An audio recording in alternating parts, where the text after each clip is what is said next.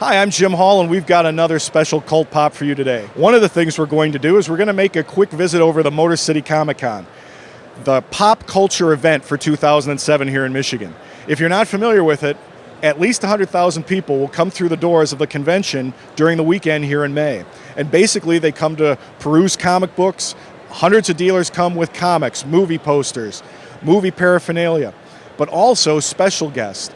Actors, writers, directors, just faces you are going to know and recognize from pop culture.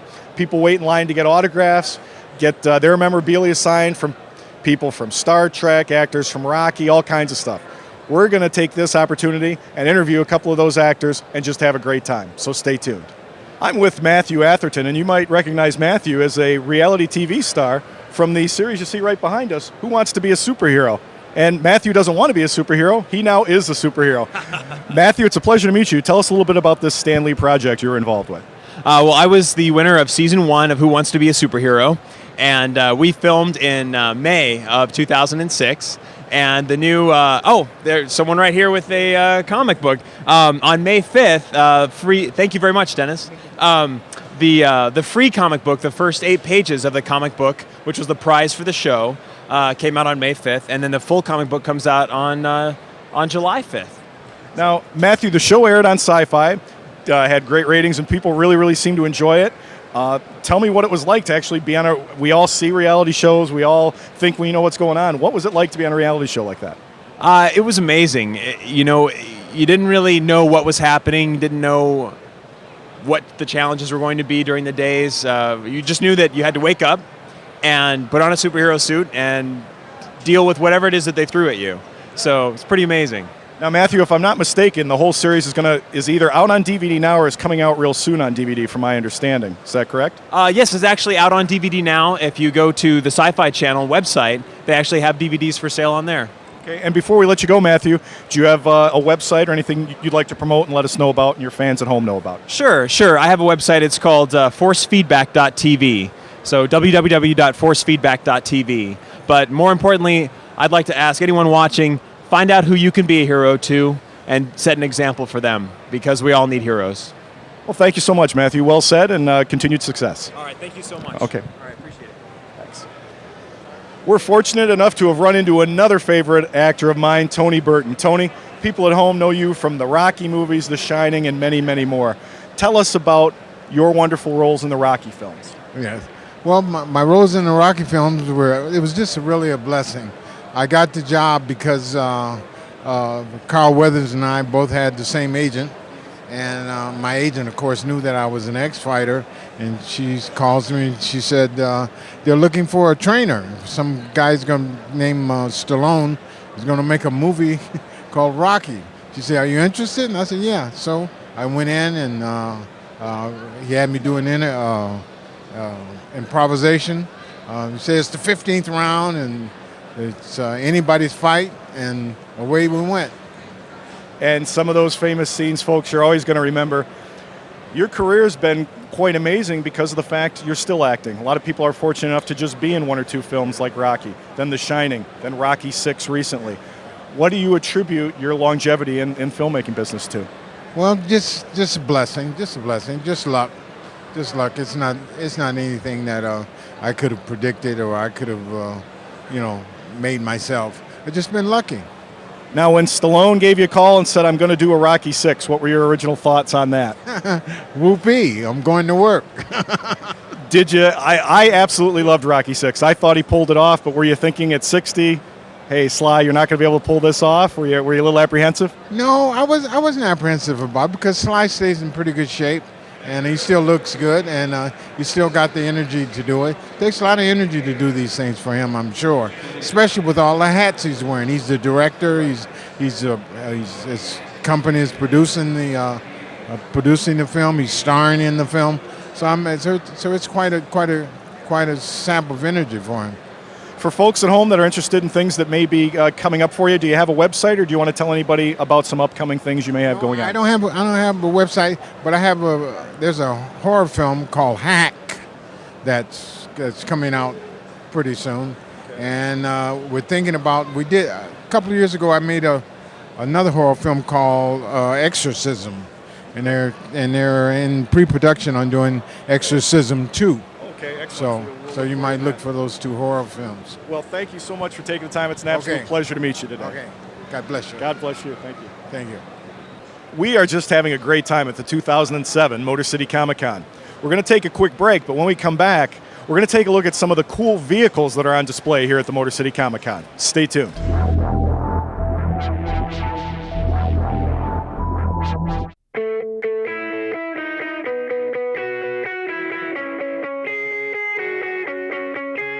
A tragedy it is to see you lost in your addiction. Reminds me of a story that someone told me. It's funny how life has this way of turning things around.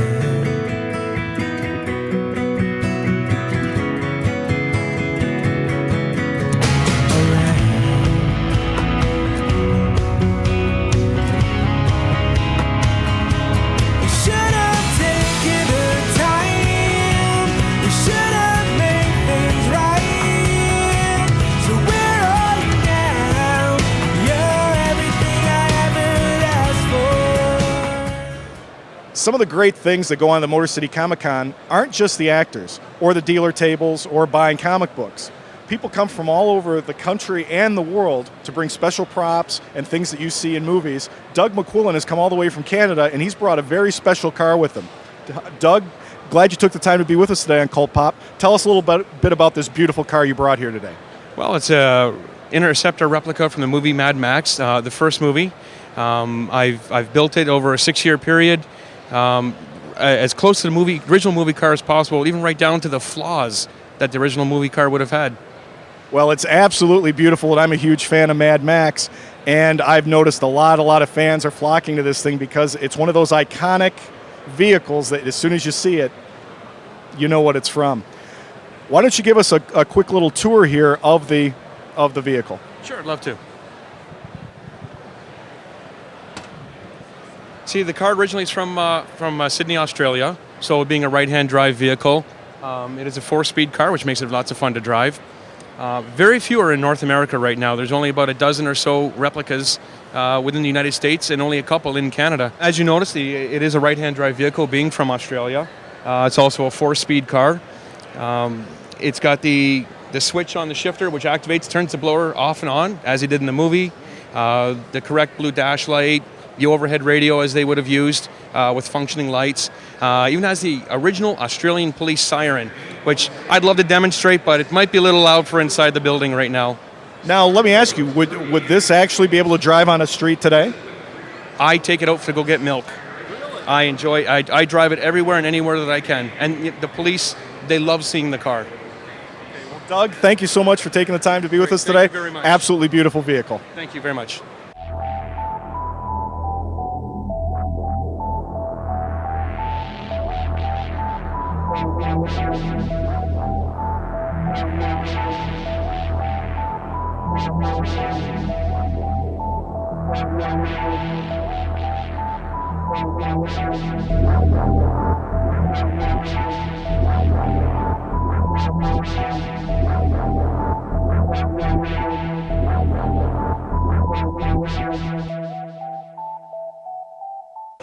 At the Motor City Comicon, you never know who you might run into. We've already seen the Mad Max vehicle, we've run into dozens of famous actors, and then there's Darth Vader. And Darth, I'm just happy to have you on the show. Well, folks, Darth is a man of few words, but he's a man of action. Darth Vader, one of the many interesting people that you'll meet at the Motor City Comicon. Well, we're still walking around the Motor City Comicon here, and I've just walked into one of my idols, Lou Ferrigno. Thank you. Folks, you know him at home as the Incredible Hulk in so many wonderful movie roles. Lou, thank you for taking the time to talk with us a little bit today. Why don't we first talk about the Incredible Hulk and how you've hit stardom with that and how people still love that iconic character and you playing that today. Well, everybody loves the Hulk because it has a lot to do with power. And I was training for a competition called the Mr. Olympia competition. Then the Hulk they came with the audition. Then I went down for the screen test, and the rest was history.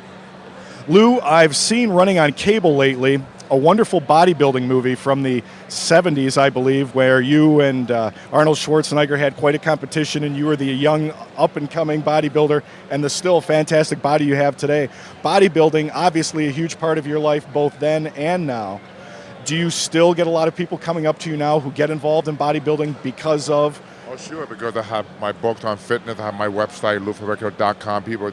I also I'm on contract with the Weeder magazine. I'm still very active in the fitness field, and that's why I still get that same response like I have for the last 30 years. Lou, I've seen you in some sci-fi movies, different things with Sci-Fi Channel, other movies. Do you have any movies or anything like that coming up you'd like to tell us about? Yes, as a matter of fact, I'll be involved with the new Hulk movie that starts shooting in July. It's going to come out June 13, 2008. Fantastic. And didn't you have a role in the original Hulk movie? Wasn't there a cameo role? I was more part of the film. I was very excited to be part of the film. Well, Lou, anybody my age and anybody growing up in the 70s, 80s, you're the Incredible Hulk. Thank you. And I thank you so much for taking the time to say a few words Thank with you. us. Enjoy the show. Thank you. Any fan of TV growing up who was a fan of movies and fan of TV shows that started about 11 o'clock or midnight knows this man, the Ghoul. Hey, all right. What do you got there? A shaver? Wait a Hey, want to look under the phony beard? All right. How are you? Oh, the Ghoul. Growing up, when I was the man, the Ghoul was the guy to see. You didn't enjoy television without seeing Froggy blown up, without seeing a public domain B movie chopped all to hell. That's right. The Ghoul, you're in your element here at the Motor City Comicon. Oh, yeah. What's this weekend been like for you? Well, I'll tell you, I'm the only guy that can sink to low levels of mediocrity like no other. I mean, Jerry Springer had nothing on your Wizard of Wacky Whammies, and this is one freaker's ball here all weekend. I'll tell you, I got fans coming up that are a lot weirder than I am.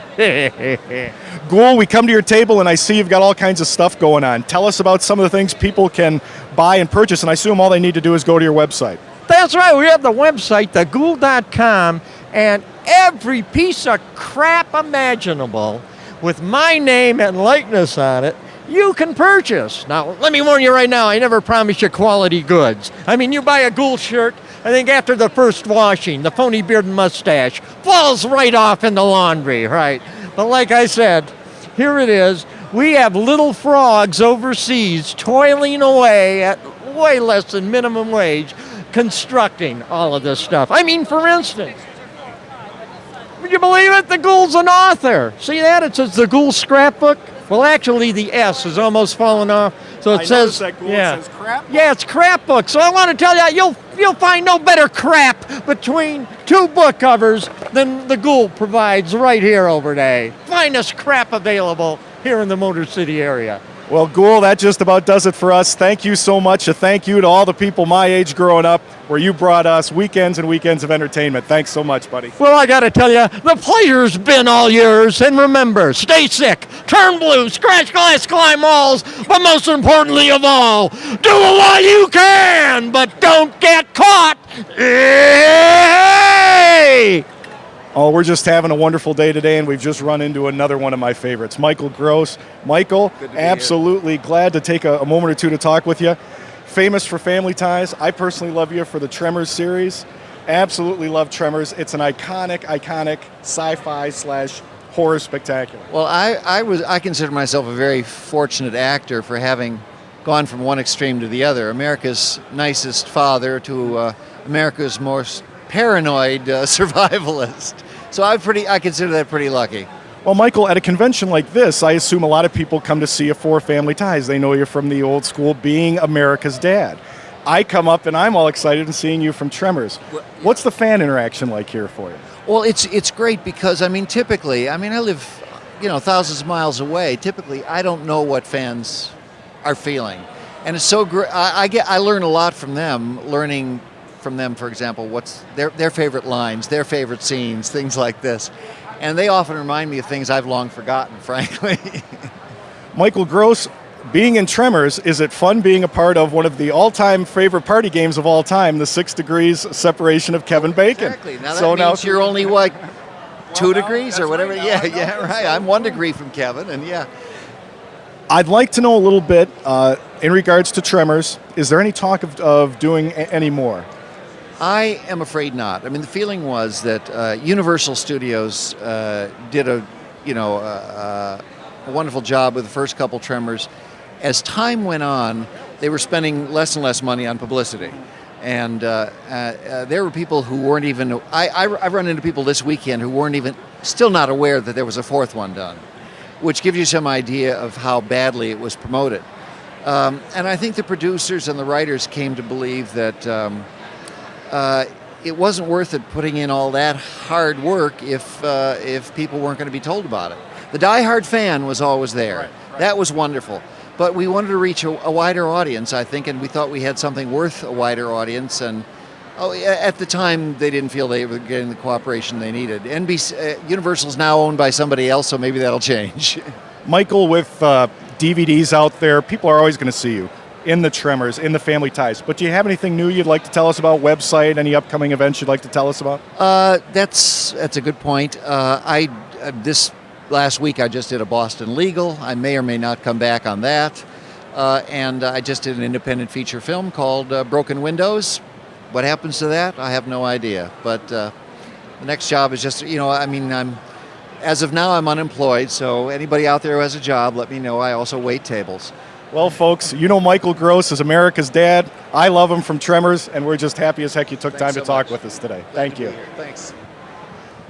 We've run into another one of my favorites, Peter Lupas from Mission Impossible. Peter, fantastic to meet you. The strong man when I was growing up. You were the man to be. I just got to say, you probably were about this tall when we started that show. Yes, sir. You may not even been born. I got to see the replays and syndicated here in Metro Detroit and saw all that. And it's funny how when you're involved in a show like Mission Impossible, you become an iconic person to many, many generations of viewers. And for me, you're one of them. Tell us a little bit about working on the original Mission Impossible.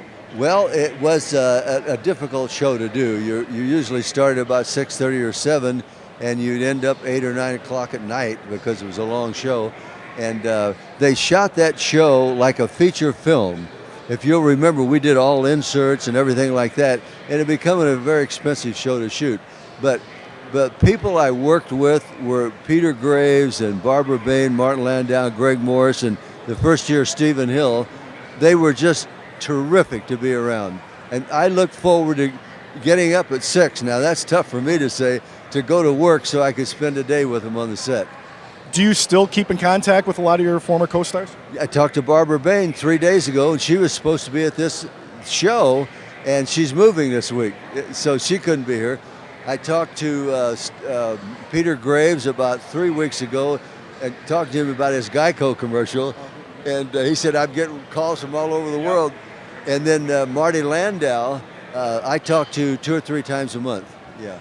Peter, what's it like to come to a convention like this and interact with so many fans from all generations? Well, it's probably as much a thrill for me as it is for them coming up, because it's great to see people who come up and said, oh my gosh, my dad and I used to sit there and watch that show, or my mom, and it was a family thing. And it's kind of exciting to see people who come up and say, hey, you're part of the family. You were in the house every weekend.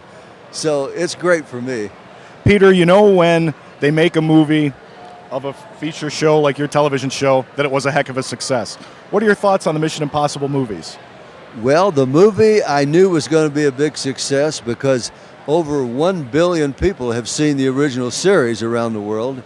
So I knew it was going to be a big hit. And then when Tom Cruise decided to do it, I figured it would get done. They started 3 different times thinking they were going to do the series, and we were all in the first show and the original script. And I think Tom, he got a little intimidated by the size of us, because he's not that tall. And he met Barbara Bain, and she's about 5'10", 5'11" in heels, and that just did it. He decided he was going to get lost. Peter, is there any website, anything you'd like to tell us about before we let you go, about future work, what you're doing, or are you just kicking back and enjoying life? Well, can I read off one of these? This is our website. If they want to go to www.peterlupasent.com, they'll be able to get some information on a new company. It's a body cleanser, and we got a toll-free number. It's 866-219-9949. and my son is the president of the company. Excellent, excellent. Peter, thank you for taking the time. Wonderful to speak with you. Enjoyed your work, and I'm really glad I got a chance to talk with you. Thank you. It's a pleasure. Thanks. I'm with Tom Savini, special effects genius and horror movie star. Tom, you're an iconic figure to a lot of folks. Your special effects wizardry is known throughout Hollywood for what you've done for many horror films, and you're seen in a lot of films. Tell us, for people at home that don't know about you, some of the special effects people have seen your films. Oh my God! Well, Texas Chainsaw Massacre 2, Dawn of the Dead, Day of the Dead, Creep Show, Chill Factor.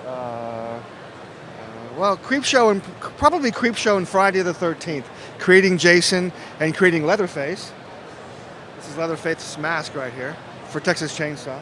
But I don't do effects anymore. I'm just an actor and a director. I have a school. It'd be great to do a B-roll of the school poster, and that's what I do now. Well, Tom, we see acting in some things too. I've seen you in Grindhouse most recently, and a fantastic role in that. And you've been in a lot of horror movies.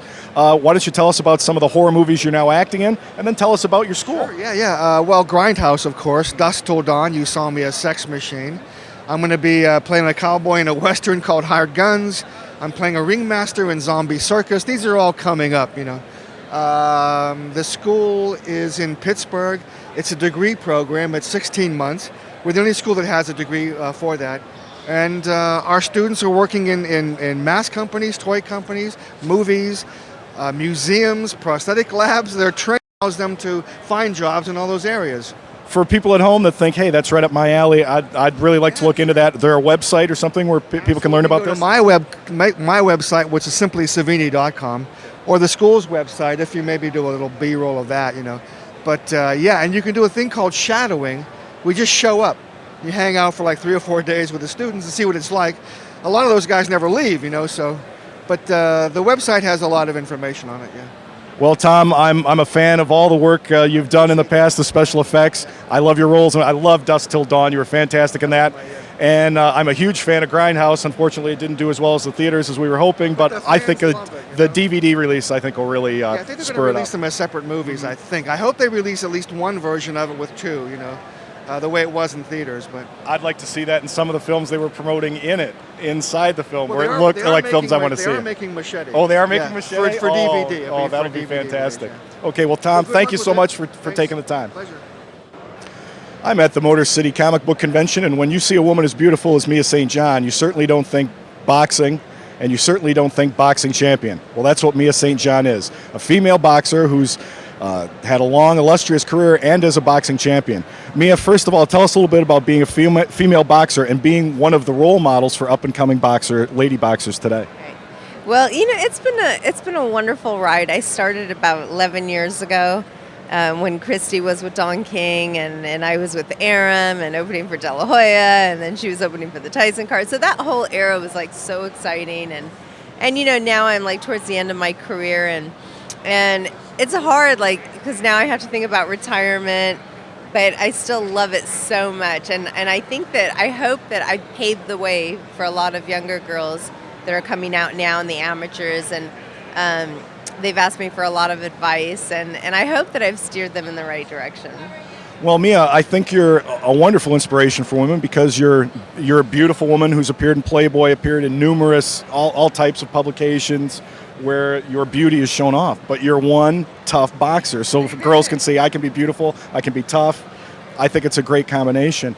What do you look for at a convention like this, a big pop culture convention? You've kind of become an icon. Is it a neat opportunity to interact with fans? It is, and I mean, I do conventions like this like all over the nation, and it's just amazing, like when people like come up to me and say, no matter like what part of the country I'm in, and like, oh, such a big fan, I have this and I have that, and I'm like, oh my God, like it's just, yeah, it's amazing. It's kind of a shock because I'm like, me? You know? Well, Mia, as a boxing fan, I've watched many of your fights. Every single one of them is an action-packed fight. I absolutely love them, so I wish you continued success. But before we let you go, do you have any fights coming up or anything you'd like to promote or let your fans at home know about? Yes, I have a workout DVD called $1 Million Workout. If anybody wants to get in shape, tone their muscles, lose weight, it's called $1 Million Workout. It's in stores now. You can find it in Walmart's, Best Buy, Tower, Amazon, Barnes & Noble, Yeah. Well, Mia, thank you so much for taking the time to talk with us. Let's continue around the convention and see who else we can meet. Continuing on at Motor City Comic-Con, I'm fortunate enough to run into Bruce Weitz. Bruce was one of my favorites in a show that I absolutely loved growing up, Hill Street Blues, an iconic show that you can still see to this day. Bruce, thanks so much for taking a time with us today. Tell us a little bit about how wonderful it is to, A, work on a show as wonderful as Hill Street Blues, where people recognize you years later, and what it's like to interact with fans at a show like this. Let me take the first part first. I feel like I'm on, the quiz show.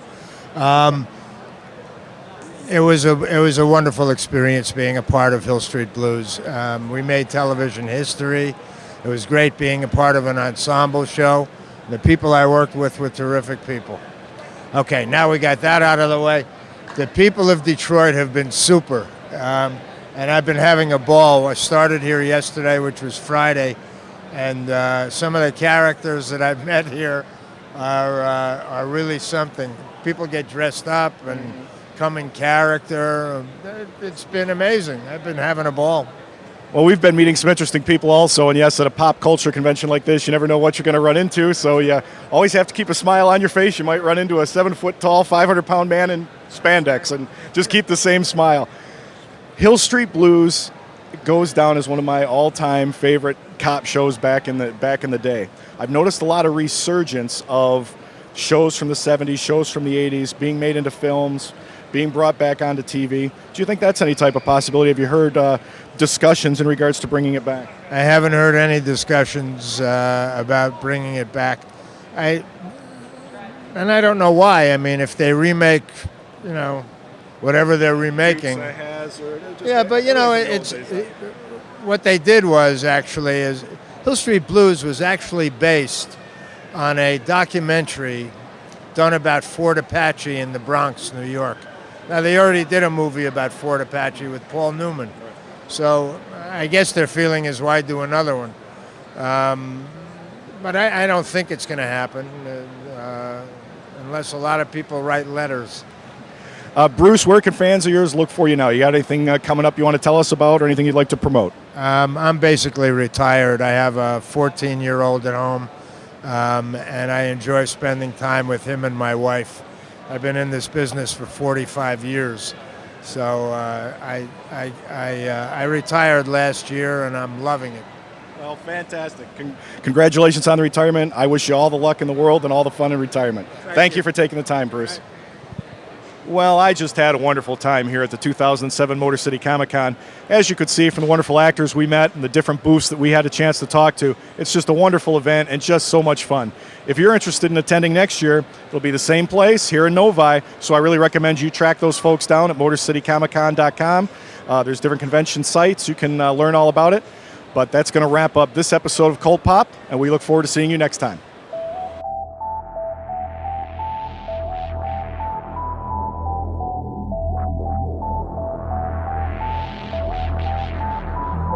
Thank you.